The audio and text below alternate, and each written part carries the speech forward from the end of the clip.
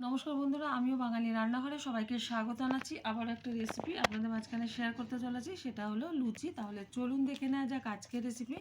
একটা থালার মধ্যে 500 গ্রাম আমি ময়দা নিয়েছি, দিয়ে দিচ্ছি ময়দার মধ্যে পরিমাণ মতো লবণ। লবণটা একটু মিশিয়ে নিচ্ছি, দিয়ে দিচ্ছি সাদা তেল ময়ামের জন্য।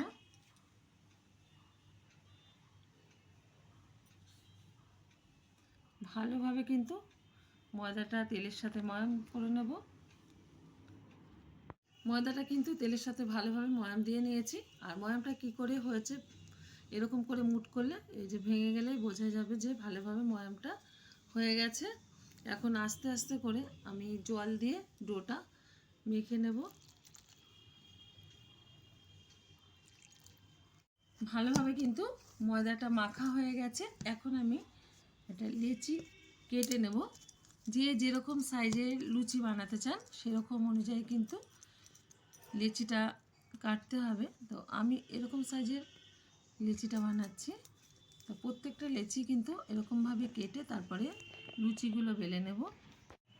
লুচিগুলো ভাজার জন্য ওভেনে কড়াই বসিয়ে তাতে দিয়ে দিয়েছি বেশ কিছুটা সাদা তেল। তেলটা গরম হয়ে গেছে।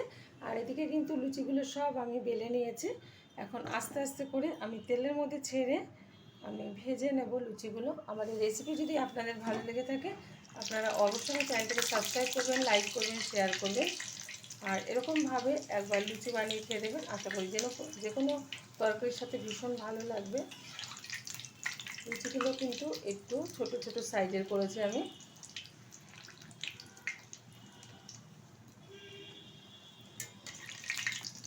ভাজা হয়ে গেছে, তুলে নিচ্ছি। বেশি লাল করব না আমি।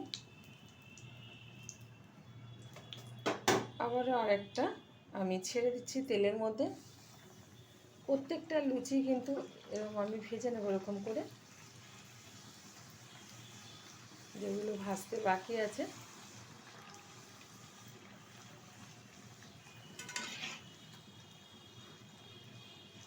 এটাও কিন্তু হয়ে গেছে। দেখা হবে পরের ভিডিওতে নতুন কোনো রেসিপি নিয়ে। ধন্যবাদ।